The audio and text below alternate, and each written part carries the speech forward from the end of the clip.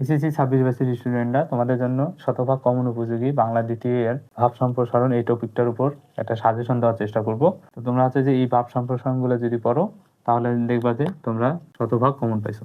তো এখান থেকে কিছু কিছু ইম্পর্টেন্ট ভাব সম্প্রসারণ আছে, যেমন 1 নাম্বার, 2 নাম্বার, 3 নাম্বার এবং হচ্ছে যে 5 নাম্বার। ঠিক আছে, তো 6টাই কিন্তু ইম্পর্টেন্ট। এই জন্য আমার পরামর্শ থাকবে তোমরা 6টায় দেখে যাবা। 6টা দেখে গেলে মানে তাহলে সেফ জোনে থাকবে, কেউ তোমাকে আটকাইতে পারবে না, মানে এগুলোর মধ্যে তুমি কমন পেয়ে যাবে। এখন এখানে তুমি যদি 2টা বা প্রথম 3টা পড়ে যাও বা প্রথম 4টা, এখন যদি কমন না পাও, যদি পরেগুলো দিয়ে দেয়, এই জন্য দেখবা যে প্রথম 4টা, প্রথম যে 4টা আছে, প্রথম 4টা তোমরা ভালো করে পড়ে যাবে। আর এই যে 5 আর 6 নাম্বারটা, এটা ভালো করে পড়ে যাবা। যদি সময় পাও তাহলে ভালো করে পড়ে যাবা, আর যদি ভালো সময় যদি না পাও তাহলে প্রথম 4টা ভালো করে পড়ে যাবা, আর এগুলা যে আগে রিভিশন দিয়ে নিবা। তবে আমার পরামর্শ থাকবে তোমরা 6টায় ভালো করে পড়বা, দেখবা যে পরীক্ষায় শতভাগ তোমরা কমন পাইছো। যে কোনো বোর্ডে, এখান থেকে এই 6টার মধ্যে যে কোনো বোর্ডে তোমরা কমন পাওয়ার সম্ভাবনা হচ্ছে কি শতভাগ। আশা করি সাজেশনটা তোমাদের অনেক বেশি উপকারে আসবে। তো এই ভিডিও দেখার পর তোমরা হচ্ছে যে পড়াশোনা শুরু করে দিয়ে দাও। তোমাদের প্রতি শুভকামনা এবং দোয়া রইল আমার, তোমরা পরীক্ষায় ভালো করো। আর পরীক্ষা হচ্ছে যে টেনশন করার দরকার নেই, যে শিক্ষামন্ত্রী এটা সেটা ভয় দেখাচ্ছে, ভয় পাওয়ার দরকার। তোমরা হচ্ছে যে পড়াশোনা করো,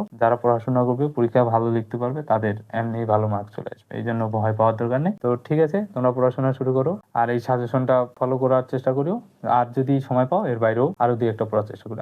আমার মনে হয় না আর পড়ার লাগবে। তো ঠিক আছে, ধন্যবাদ সবাইকে।